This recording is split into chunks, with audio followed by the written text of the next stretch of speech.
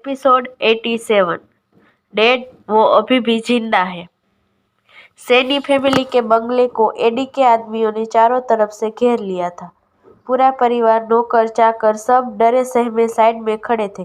किसी के भी अंदर चू तक करने की हिम्मत नहीं थी। वहीं अरशद किसी जालिम शहंशाह की तरह सोफे पर बैठकर सिगार पी रहा था। उसके चेहरे पर एक डेविल एक्सप्रेशन थे। उसकी खतरनाक नजरें सामने घुटने के बल बैठे धीरज पर थी। धीरज गुस्से और नफरत से अरशद को घूरते हुए बोला, अरशद, नहीं नहीं, तुम अभी अरशद नहीं हो, तुम तो। यह कहते हुए उसने चारों तरफ देखा।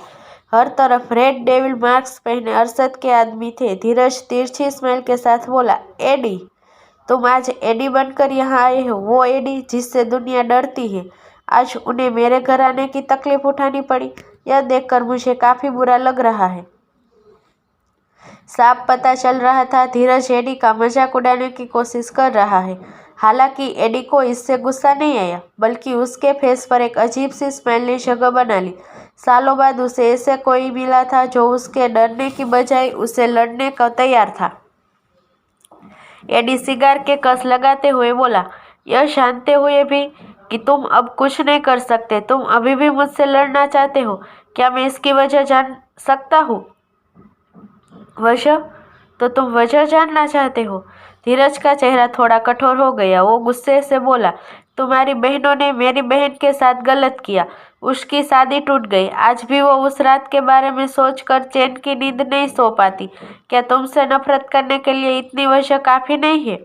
एडी ने अपनी आईब्रो सिकोड़ ली और कंफ्यूज होकर बोला, बहन? मेरी बहन कौन है? माधव? जी बॉस। क्या तुम्हें मेरी बहनों के बारे में कुछ पता है? नहीं बॉस। हाँ, मुझे भी अपनी बहनों के बारे में कुछ नहीं पता। वेल, अगर यह बोल रहा है मेरी कोई बहन है, तो इसका मतलब मेरे पेरेंट्स भी होंगे, मेरी फैमिली भी होगी। लेकिन मुझे इस बारे में कुछ क्यों नहीं पता?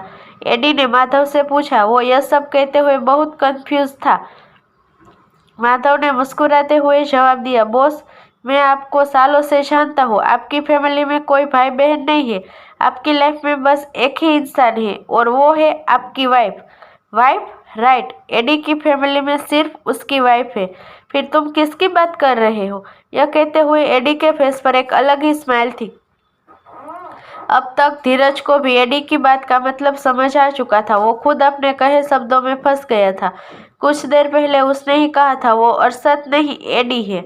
राइट? इसका मतलब वो दोनों अलग पर्सन है। धीरज जिसकी बात कर रहा था वो अरशद था।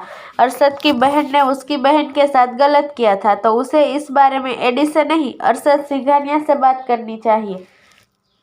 उसने गुस्से में दांत पीसते हुए मुठ्ठियां पीस ली। एडी ने सिगार नीचे गिराया और उसे पैर से कुचलते हुए खड़ा हो गया। उसने एक नज़र धीरज सैनी की तरफ देखा और फिर उसके परिवार की तरफ। धीरज सैनी का परिवार बहुत बड़ा था। उसके पेरेंट्स, सिबलिंग के साथ साथ उसके 2 अंकल आंटी, उनके बच्चे और उसके ग्रैंड पेरेंट्स थे। बाहर से वो सभी डरे हुए थे, लेकिन अंदर से सबके दिल में एडी के लिए नफरत भरी थी। उन सभी में एक लड़की थी जो दिखने में बहुत प्यारी थी। उसकी इनोसेंट पत्थर दिल इंसान को भी पिघला सकती थी। वो जिस तरह से सिर झुका के तिरछी निगाहों से इधर उधर देखने की कोशिश कर रही थी, ठीक वैसे ही अनन्या भी बिहेव करती थी जब अरशद उसे डांटता था। अरशद उसे देखते हुए बोला, तुम सामने आओ।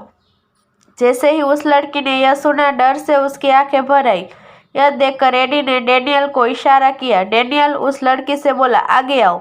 मगर उस लड़की ने रिएक्ट नहीं किया। यह देख डैनियल जबरदस्ती उसका हाथ पकड़कर उसे हॉल के बीचों बीच में लाकर खड़ा करते हुए बोला, तुम्हारा नाम क्या है? उस लड़की ने डरते हुए डैनियल को कहा, राधिका। डैनियल धीरज की तरफ फिंगर पॉइंट करते हुए बोला, यह तुम्हारा हस्बैंड है? राधिका ने अपना सिर हिला दिया। तो डैनियल ने आगे कहा, यह तुमसे प्यार करता है? इस बार राधिका ने कुछ नहीं कहा। यह देखकर डैनियल ने एक बार फिर पूछा, क्या यह तुमसे प्यार करता है? राधिका ने डरते हुए धीरज की तरफ देखा। धीरज गुस्से में आग बबूला हो गया था। गुस्से से उसकी नसें फटने को थी। राधिका यह देखकर बहुत ज्यादा डर गई और चुप रही। उसे कुछ ना कहता देख डैनियल ने गन निकाली और सीधा राधिका के सिर पर तान दी। राधिका ने बड़ी बड़ी आंखों से डैनियल को देखा। उसे डैनियल किसी जल्लाद से कम नहीं लग रहा था। डैनियल ने बिना वक्त गवाए फिर से पूछा, क्या यह आदमी तुमसे प्यार करता है? राधिका ने जल्दी से ना में अपना सिर हिला दिया। तो डैनियल ने आगे पूछा, क्या इसने कभी तुम्हें छुआ है? राधिका ने फिर से डरते हुए धीरज को देखा, फिर डैनियल और अपने सिर पर तनिगन को, और आखिर में उसने ना में सिर हिला दिया। उसके इस जवाब से पूरी सैनी फैमिली हैरान रह गई। धीरज और राधिका की शादी को 4 साल हो चुके थे। ऐसा कैसे हो सकता था कि धीरज ने कभी भी उसे हाथ भी नहीं लगाया हो? उन्होंने हैरानी से धीरज को देखा और फिर राधिका को। सैनी फैमिली पिछले 3 सालों से राधिका को टॉर्चर कर रही थी, क्योंकि वो उन्हें उनके परिवार का वारिस नहीं दे रही थी। और कुछ समय पहले तो डॉक्टर ने भी कह दिया था वो कभी मां नहीं बन सकती। यह जानने के बाद कि राधिका कभी मां नहीं बन सकती, वो लोग धीरज की शादी के बारे में सोचने लगे। लेकिन उससे पहले उन्हें राधिका को रास्ते से हटाना था। वो दोनों का डाइवोर्स करवा कर मीडिया की नज़रों में नहीं आना चाहते थे, इसलिए उन्होंने डिसाइड कर लिया वो राधिका को रास्ते से हटा ही देंगे। लेकिन उन्हें उम्मीद नहीं थी सच कुछ और ही होगा। डैनियल ने राधिका से आगे पूछा, तुम्हारी शादी को 4 साल हो गए, फिर इसने तुम्हें क्यों नहीं छुआ? यह काफी पर्सनल सवाल था। राधिका ने घूरकर डैनियल को देखा। उसे खुद को ऐसा घूरता देखकर एक पल के लिए डैनियल को भी अजीब लगा। वो मन ही मन बोला, क्या यह लड़की मुझ पर लाइन मार रही है? डैनियल को लड़कियों के बारे में ज्यादा कुछ पता नहीं था, और खास कर इंडियन लड़कियां तो उसे वैसे भी समझ नहीं आती थी, मगर उसने अक्सर अनन्या को इसी तरह अरशद को घूरते देखा था। वहीं राधिका ने तिरछी नजरों से सैनी फैमिली की तरफ देखते हुए अपनी नजरें झुकाकर कहा, यह किसी और से प्यार करते हैं। हमारी शादी हमारी मर्जी से नहीं हुई थी। इन्होंने कहा था अगर मैं कभी इस बारे में किसी को नहीं बताऊंगी तो इनकी फैमिली एक दिन खुद हमारा डाइवोर्स करा देगी। मैंने भी इनकी बात मान ली। यह सुनकर तो सैनी फैमिली की हैरानी और बढ़ गई। वही डैनियल ने राधिका से पूछा, क्या तुम जानती हो यह किससे प्यार करता है? राधिका ने अपना सिर ना में हिला दिया। हालांकि एडी के सभी लोगों को पता था वो झूठ बोल रही है। डैनियल ने कुछ सोचते हुए कहा, अगर तुम हमें सच बता दोगी तो हम तुम्हारी यहाँ से निकलने में हेल्प करेंगे। फिर कभी यह लोग तुम्हें परेशान करने की हिम्मत नहीं करेंगे। राधिका ने इस बारे में सोचते हुए अरशद की तरफ देखा। वो उसे जानती तो नहीं थी, मगर उसने अक्सर एडी के बारे में सैनी फैमिली के लोगों को बात करते हुए सुना था। यह उसके लिए अच्छा मौका था। वो बोली, मैं उसे नहीं जानती, लेकिन मेरे रूम में उसकी तस्वीर है। डैनियल ने अपना सिर हिलाया और एडी की तरफ देखा। अरशद ने उसे जाने देने का इशारा किया। डैनियल ने वापस से राधिका की तरफ देखते हुए कहा, ठीक है, तस्वीर लेकर आओ। राधिका ने अपना सिर हिलाया और ट्रेन की स्पीड से सीढ़ियों की तरफ भाग गई। उसे इतना जल्दी में भागता देख डैनियल हैरान रह गया। वह सैनी फैमिली ने आंखें सिकुड़ ली। साफ पता चल रहा था वो लड़की इस फैमिली से जल्द दूर चली जाना चाहती थी। राधिका जितनी स्पीड से कमरे में गई थी उससे दुगनी स्पीड से हॉल में आ गई। भागने की वजह से उसकी सांसें फूल गई थी, लेकिन उसे इससे कोई फर्क नहीं पड़ा, बल्कि उसके चेहरे पर एक अलग ही रौनक थी।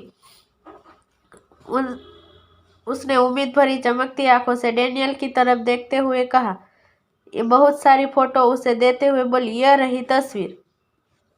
डैनियल ने फोटो देखा। वो कोई और नहीं, लारा थी। उसे यह देखकर थोड़ा अजीब लगा। उसने उम्मीद नहीं की थी वो लड़की जिसे धीरज पसंद करता था वो लारा थी। उसने एक फोटो ली और अरशद को दिखाते हुए बोला, बॉस, यह लारा है। यह सुनने के बाद भी अरशद के एक्सप्रेशन में कोई बदलाव नहीं आया। उसने बड़े ही आराम से कहा, उसे खत्म कर दो। धीरज ने जैसे ही ये सुना वो एकदम से चिल्ला उठा, तुम उसे कुछ नहीं करोगे। अरशद ने उसे इग्नोर करते हुए माधव से कहा, विशाल को इन्फॉर्म करो, 2 दिन में उस लड़की की मौत की खबर मीडिया में होनी चाहिए। धीरज एकदम से पैनिक करने लगा। वो लारा से पिछले कई सालों से प्यार करता था। एक वक्त था जब वो दोनों रिलेशनशिप में थे, लेकिन एडी के आने से उन दोनों का रिलेशनशिप लगभग खत्म सा हो गया। लारा ने उससे ब्रेकअप कर लिया और एडी के पीछे चली गई। हालांकि लारा अरशद को बचपन से जानती थी, लेकिन वो उसकी तरफ अट्रैक्ट तब हुई थी जब उसे अरशद के एडी होने के बारे में पता चला था। उस वक्त से धीरज अरशद और एडी दोनों से नफरत करने लगा था। उसकी नफरत और भी ज्यादा बढ़ गई जब उसे लारा के साथ हुए हादसे के बारे में पता चला। धीरज तब भी लारा से प्यार करता था, लेकिन लारा अचानक से ही गायब हो गई। करीब 2 साल बाद जब ध्रुव और लीना एक साथ आए, तभी धीरज को लारा के बारे में पता चला और वो उससे मिलने अमेरिका चला गया। हालांकि लारा उस वक्त बहुत ज्यादा बदल गई थी। उसके अंदर की औरत मर चुकी थी और वो एक हवसी दरिंदा बन चुकी थी। धीरज ने इन सब की वजह अरशद को खत्म करने का डिसाइड किया। उसने अपने बिजनेस पार्टनर मिस्टर सिन्हा से नजदीकियां बढ़ाना शुरू कर दिया। मिस्टर सिन्हा अरशद पर बहुत भरोसा करते थे, यहाँ तक कि वो उसके एडी होने की सच्चाई भी जानते थे। एक वक्त तक धीरज बस मिस्टर सिन्हा को मोहरा बनाकर एडी को मारना चाहता था। वो अपने प्लान के बहुत नजदीक पहुंच गया था कि तभी उसे लारा के इंडिया वापस आने की न्यूज़ मिली और उसे पता चला अरशद सिंघानिया की एक कमजोरी है, वो उसे जान से भी ज्यादा प्यार करता है। अगर उसे कुछ हुआ तो अरशद हो या एडी, दोनों का अस्तित्व एक साथ खत्म हो जाएगा। उसने इस काम में लारा का साथ देने का फैसला किया, यहाँ तक कि उसने जबरदस्ती ध्रुव और लीना को भी इस काम में शामिल कर दिया। जबकि लीना लारा की सगी छोटी बहन थी, लेकिन वो इस काम में कभी भी उसका साथ देना नहीं चाहती थी। एक वक्त तक वो भी अपनी बहन के लिए कुछ भी करने को तैयार थी, मगर ध्रुव के साथ आने से वो एक पीसफुल लाइफ चाहती थी। लेकिन आखिर में उसे लारा और धीरज का साथ देना ही पड़ा। धीरज ने यह सारी बातें अपने परिवार के सामने रख दी। उसकी फैमिली क्वीन के बारे में जानती थी, मगर उन्हें आज तक नहीं पता था लीना की बहन लारा ही क्वीन है और उनके घर का बड़ा बेटा उससे इस हद तक प्यार करता है कि वो उसके लिए खुद को भी सेक्रीफाइस करने को तैयार था। मिस्टर दिलीप सैनी, जो काफी समय पहले वहां आ गए थे, उन्होंने यह सारी बातें सुनी और वो शॉक्ड से हिल भी नहीं पा रहे थे। उनके बच्चे एडी और क्वीन से जुड़े हुए थे। यही नहीं, वो क्वीन के लिए एडी के खिलाफ लड़ रहे थे। इस बारे में सोचकर ही उनका सिर चकरा रहा था। अचानक से ही उन्हें याद आया, एडी सिंघानिया परिवार को बर्बाद कर देना चाहता है, वो भी सिंघानिया परिवार, और अरशद से नफरत करते थे क्योंकि सिंघानिया परिवार की बेटियों ने उनकी बेटी की इज्जत के साथ खिलवाड़ किया था। वो सिंघानिया परिवार से रिवेंज लेना चाहते थे, मगर वो अरशद के खिलाफ नहीं जा सकते थे। आखिर में अरशद ने उन्हें कंपेंसेट करने के लिए कई सारे प्रोजेक्ट एमके इंडस्ट्रीज को दे दिए। सैनी परिवार ने भी प्रॉमिस किया था कि वो सिंघानिया के खिलाफ नहीं जाएंगे, लेकिन इसका मतलब यह नहीं था कि उन्होंने उसे माफ कर दिया था। अब जब एडी खुद सिंघानिया इंडस्ट्रीज को खत्म कर रहा था तो दिलीप सैनी बहुत खुश थे, मगर वो नहीं जानते थे इन सब में कहीं ना कहीं उनकी फैमिली भी शामिल थी। वहीं धीरज ने गुस्से में अरशद की तरफ देखा और जोर जोर से हंसते हुए बोला, अरशद, मैं उस काबिल नहीं कि तेरे से लड़ सकूं, मैं उस काबिल नहीं कि मैं अपने प्यार को तुझसे बचा सकूं। मैं जानता हूँ अब तू हम सबको खत्म कर देगा, लेकिन मैं खुश हूँ यह सोचकर कि अंत में तू जीत कर भी हार जाएगा। तू भी कभी अपने प्यार को बचा नहीं पाएगा। जो ड्रग्स उसके शरीर में है वो हर सेकंड के साथ तेरे प्यार की हस्ती मिटा रहा है। तू कितनी भी कोशिश कर ले, उसका मरना तो तय है। धीरज की हर एक बात के साथ अरशद की आंखें लाल होती जा रही थी। जैसे ही धीरज ने अपने आखिरी शब्दों को कहा, उसी वक्त अरशद ने अपना संयम खो दिया। उसने गन उठाई और एक के बाद एक गोली उसके शरीर में डाल दी। गोलियों की आवाज के साथ ही सैनी परिवार को दर्द भरी चीख सीने में सन के कोने कोने में गूंज उठी। अरशद ने गन नीचे फेंक और तुरंत वहां से निकल गया। उसके पीछे पीछे उसका पूरा काफिला चल दिया। राधिका ने फर्श पर तड़पते हुए धीरज को देखा और फिर सैनी फैमिली को, जो उसे मरा समझकर बस पागलों की तरह रोए जा रहे थे। धीरज को 5 गोलियां लगी थी, लेकिन वो मरा नहीं था। यूं कहे अरशद ने जानबूझकर उसे जिंदा छोड़ दिया था। राधिका यह तो नहीं जानती थी एडी ने उसे क्यों जिंदा छोड़ा, लेकिन वो यह जरूर जानती थी अगर एडी उसकी जान लेना चाहता तो गोली सीधे उसके सिर में मारता। अचानक से ही राधिका को धीरज के लिए बहुत बुरा फील होने लगा। वो भले ही उससे प्यार नहीं करता था, लेकिन उसने कभी उसे हाथ भी नहीं लगाया था। इसका मतलब वो सच में लारा से सच्चा प्यार करता था। लारा ने आसपास देखा और उसकी नज़र दरवाजे के पास घुटने के बल बैठे दिलीप सिंह पर गई। उनकी हालत भी बहुत खराब थी। ऐसा लग रहा था सभी ने धीरज को मरा हुआ मान लिया था। पूरी सैनी फैमिली में अगर कोई उसकी परवाह करता था तो वो दिलीप सिंह ही थे। हालांकि उनका प्यार भी उस वक्त खत्म हो गया था जब उन्हें पता चला राधिका कभी मां नहीं बन पाएगी। राधिका ने इन सभी ख्यालों को अपने मन से बाहर निकाला और भागते हुए दिलीप सिंह के पास जाकर बोली, डैड वो जिंदा है, धीरज अभी भी जिंदा है। यह सुनते ही दिलीप जी के शरीर में जान आ गई। उन्होंने राधिका को देखा और फिर धीरज की तरफ। राधिका ने बोलना चालू रखा, डैड जल्दी करिए, उसे हॉस्पिटल ले चलिए, हम अभी भी उसे बचा सकते हैं। हाँ हाँ।